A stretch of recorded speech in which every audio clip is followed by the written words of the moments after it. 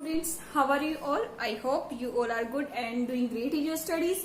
Today we will start our part number 3 of chapter number 6 and the name of the chapter is Physical and Chemical Changes. आज हम third part शुरू कर रहे हैं अपने chapter 6 का, जिसका नाम क्या है? Physical and chemical changes. In the previous video we have discuss about physical and chemical changes. Chemical changes के बारे में पढ़ा था, फिजिकल चेंजेस के बारे में पढ़ा था. आज हम क्या पढ़ेंगे? हमारा इनसे बनने वाली एप्लीकेशंस को देखते हैं. ठीक है, कहाँ पर केमिकल चेंज होता है, कहाँ फिजिकल चेंज होता है. आपने देखा था फिजिकल चेंज में कोई भी नया सब्सटेंस नहीं बनता था. केमिकल चेंज में क्या नया सब्सटेंस बनता था. फिजिकल चेंज कैसे होते थे? रिवर्सिबल होते थे, दोबारा से उसी पोजीशन पे आ जाते थे. लेकिन केमिकल चेंजेस एक बार होने के बाद दोबारा नहीं हो सकते थे. ठीक है, ये पढ़ा था आपने. तो सब्सटेंस क्या होते हैं? कई बार एक ही सब्सटेंस फिजिकल चेंज भी कर सकता है, एक वही सब्सटेंस केमिकल चेंज भी कर सकता है. कैसे? अगर मैं पेपर को लूं, पेपर को अगर मैं काट देती हूं तो वो क्या है? मेरा फिजिकल चेंज है. लेकिन अगर मैं पेपर को जला दूं, जलाने के बाद वो ऐश में कन्वर्ट हो जाएगा, तो वो क्या है? हमारी केमिकल चेंज है. ओके, ऐसे ही मैं कैंडल वैक्स की बात करूं, जो हमारे घर में कैंडल्स होती है, उसको मैं अगर क्या करती हूँ, मेल्ट करवा दूं. मेल्ट जब होगा वो तो फिजिकल चेंज है. ठीक है, लेकिन अगर मैं क्या करूं, उसको जला देती हूँ, बर्न कर देती हूँ, तो जलने के बाद क्या है? हमारा दोबारा से यूज नहीं हो सकता है. तो वो क्या है? हमारा केमिकल चेंज है. ठीक है, तो एक सब्सटेंस क्या हो सकता है? हमारा फिजिकल चेंज भी कर सकता है, वही सब्सटेंस हमारा केमिकल चेंज भी कर सकता है. ओके, अब ओजोन के बारे में बात करते हैं. ओजोन क्या होती है? हमारी O3. ओके, क्या फॉर्मूला है? O3. तो जो सन से आने वाली जो रेज होती हैं, किस टाइप से आती है सन से रेज? अल्ट्रा वायलेट रेज के फॉर्म में हमारे आती हैं. तो जो ये अल्ट्रा वायलेट रेज होती हैं हमारी, जब अर्थ पर पहुंचती है, हमारे तक पहुंचती हैं, तो क्या करती हैं? ये इतनी हार्मफुल होती है हमारी आईज को, हमारी स्किन को काफी डैमेज कर देती हैं. तो अब डैमेज ना करें, हम इसके लिए क्या करें? तो नेचर में हमारे लिए कौन प्रेजेंट है? हमारा ओजोन प्रेजेंट है.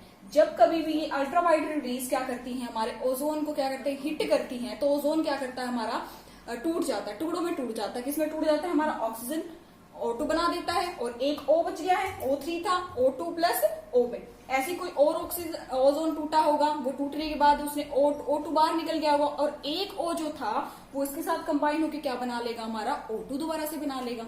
ठीक है, इस तरीके से क्या करती है हमारी ओजोन जो लेयर है, वो क्या कर लेती है? जो अल्ट्रावायलेट रेज को क्या कर लेती है? अपने तक आने से पहले क्या कर लेती है? इसको ऑब्जर्व कर लेती है, और हम तक नहीं आने देती, इसीलिए हम बचे हुए हैं. ठीक है, लेकिन आजकल क्या हो रहा है? हमारी ओजोन लेयर जो है, हमारी ओजोन यहाँ पर लेयर बना रही है, जो ओजोन लेयर में भी क्या हमारा होल होना शुरू हो गया. उसकी वजह से जो अल्ट्रावायलेट रेज है वो हम तक पहुंच रही है, हमें डैमेज कर रही है. ठीक है, अब हम क्या करें कि ओजोन का जो ये लेयर है कम से कम जो है खराब ना हो, और हमारे पास अल्ट्रावायलेट रेज ना पहुंचे. ये खराब होने का कारण क्या है? जो CFC यूज करते हैं, हमारे जो AC यूज करते हैं, AC के अंदर जो गर्म हवा होती है, और हमारा फ्रिज होता है, उसके अंदर भी CFC यूज होती है, क्लोरोफ्लोरोकार्बन्स. वो क्या करती हैं? इस ओजोन लेयर को खराब कर रही हैं. तो इनका यूज हमें सबसे कम करना चाहिए. ठीक है, तो जो ये टुकड़ों में जो टूट गया था ओजोन, हमारा ऑक्सीजन प्लस O में कन्वर्ट हो गया था, तो ये भी क्या है? हमारा केमिकल चेंज है. ठीक है, अब हम बात करते हैं rusting of iron. Rusting of iron भी क्या है? कि केमिकल चेंज है. रस्टिंग क्या होता है? हमारा रस्ट बनता है किसके ऊपर? आयरन के ऊपर. आयरन के ऊपर क्या है? एक ब्राउन कलर का एक मॉइस्चर और एयर के प्रेजेंस में एक ब्राउन कलर की एक क्या हो जाता है? एक्यूमुलेट होना शुरू हो जाता है एक सब्सटेंस, उसे हम क्या कहते हैं? रस्ट कहते हैं. ठीक है, तो रस्ट क्या है? When iron object is left in damped air और water for some time it gets covered with red brown flaky substances. क्या होता है? आयरन को हम काफी टाइम के लिए क्या है? बाहर छोड़ देते हैं, एयर में छोड़ देते हैं, और या फिर उसको मॉइस्ट एयर में छोड़ देते हैं, जहां पर उसको पानी भी मिल रहा है, ऑक्सीजन भी मिल रही है, मतलब O2 भी मिल रहा है, और हमारा क्या मिल रहा है? H2O भी मिल रहा है. जब ये दोनों चीजें उसको मिल जाती हैं आयरन को, तो वो क्या करता है? एक सब्सटेंस ऊपर आना शुरू हो जाता है. उसके एक सब्सटेंस, एक वैसी ब्राउन कलर का सब्सटेंस एक्यूमुलेट होना शुरू हो जाता है.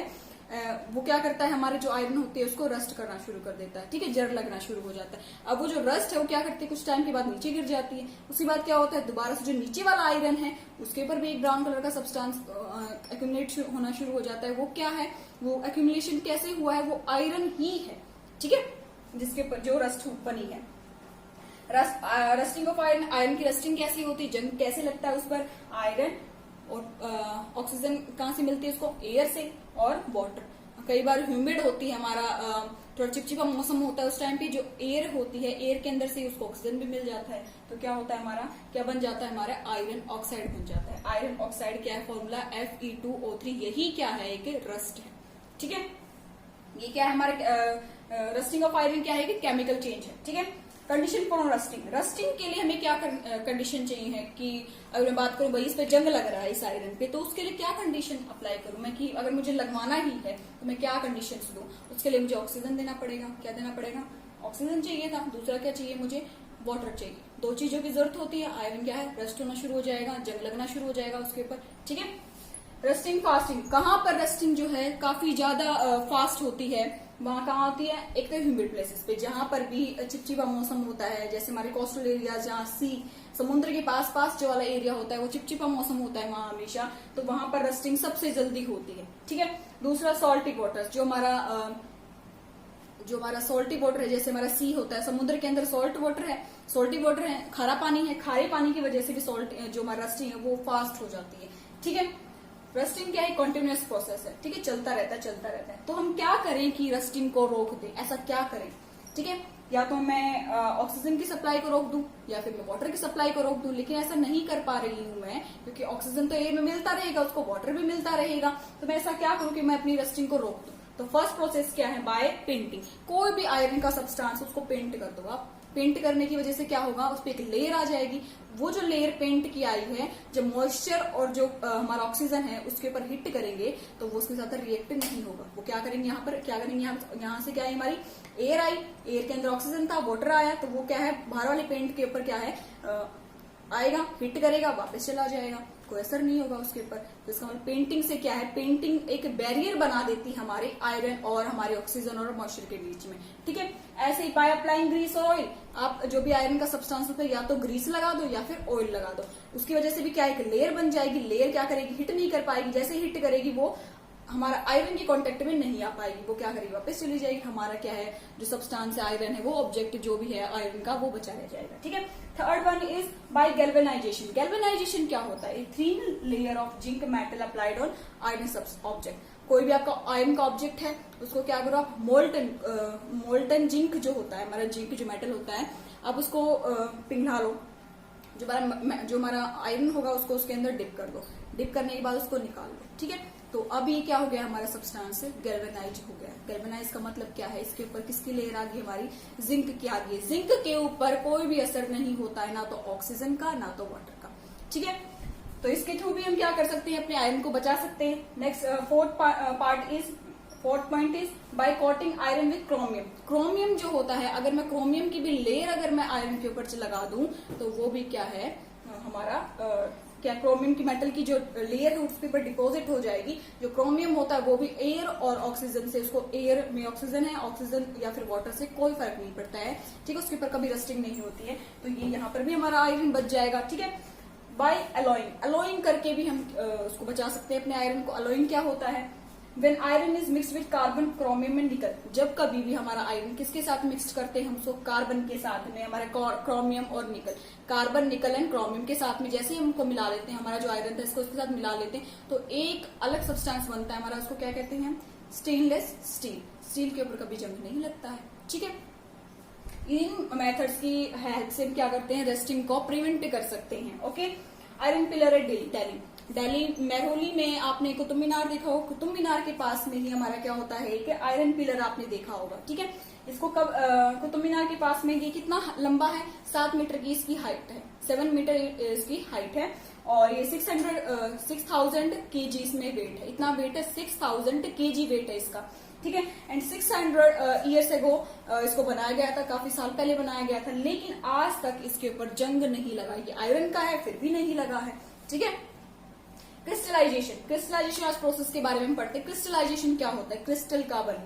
ठीक है। क्रिस्टलाइजेशन होता है, क्रिस्टलाइजेशन में देखो क्या होता है, the process of cooling A hot concentrated solution. एक गर्म कंसेंट्रेटेड सॉल्यूशन को अगर हम ठंडा कर लेते, एक सॉल्यूशन था, कंसेंट्रेटेड था, हॉट था, गर्म था, उसको मैंने क्या कर लिया, ठंडा कर लिया। ठंडा करने की वजह से क्या मुझे क्या मिलेगी, क्रिस्टल बनने शुरू हो जाएंगे। उनको ही हम किस प्रोसेस को क्या कहते हैं, हम क्रिस्टलाइजेशन ऑफ जो क्रिस्टल्स मुझे निकलेंगे उनको क्या कहेंगे, क्रिस्टल कहेंगे। जो नया सब्सटेंस बना उसको क्या कहेंगे, क्रिस्टल्स। ठीक है, वो प्रोसेस क्या है हमारा, क्रिस्टल बनने वाला क्या है, क्रिस्टलाइजेशन है। ठीक है, इंप्योरिटीज देखते हैं हम। इंप्योरिटीज अगर हम देखते हैं कोई भी हमारा सॉल्यूशन है उसके अंदर इंप्योरिटीज कैसी होती है, तो इनसॉल्युबल हो सकती है, सॉल्युबल हो सकती है। इनसॉल्युबल कौन सी होती है, जो घुलती नहीं है। कोई सॉल्यूशन है उसके अंदर कुछ भी कचरा वगैरह है, वो घुलेगा नहीं, तो मैं उसको कैसे निकाल सकती हूँ, मैं उसको फिल्टर कर लूंगी। फिल्टर करने से वो इम्प्योरिटी बाहर निकल जाएगी। लेकिन कुछ ऐसी इम्प्योरिटीज होती हैं जो घुल जाती हैं, मैं उनको निकालना चाहती हूँ, वो निकल नहीं रही है, मैं क्या करूँ ऐसा। ठीक है, उनको क्या बोलते हैं, उनको किस प्रोसेस के थ्रू मैं निकाल सकती हूँ, बाय क्रिस्टलाइजेशन।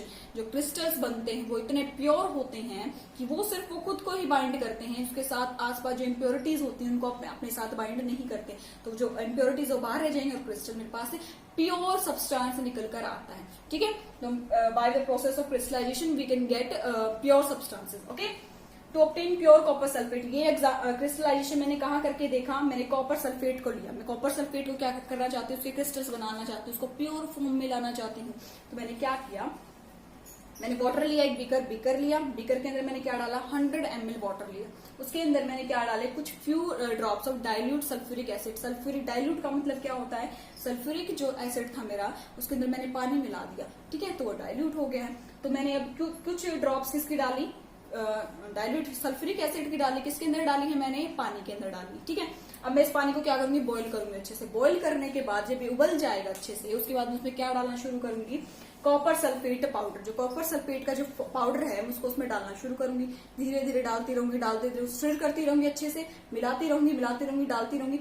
एक ऐसा पॉइंट आएगा जहां पर मेरा कॉपर सल्फेट सॉल्यूशन जो है और घुलना कम बंद कर देगा और घुलेगा ही नहीं। तो वो उस टाइम पर उस सॉल्यूशन को हम क्या करेंगे, कॉपर सल्फेट के सॉल्यूशन को क्या करेंगे, जब वो और नहीं मिल सकता है, that means this solution is saturated. ठीक है, आप खाना खाते रहते हो, लेकिन ऐसा पॉइंट आता है जब आप कहते हो मैं और नहीं खा सकता, तो आपका स्टमक है उस टाइम पे क्या होता है, सैचुरेटेड होता है, भरा हुआ होता है। ऐसे ही सॉल्यूशन होता है, सॉल्यूशन के अंदर आप कुछ मिला रहे, लेकिन एक ऐसा पॉइंट आएगा जिस आप और उसके अंदर सब्सटेंस नहीं ऐड कर सकते हो।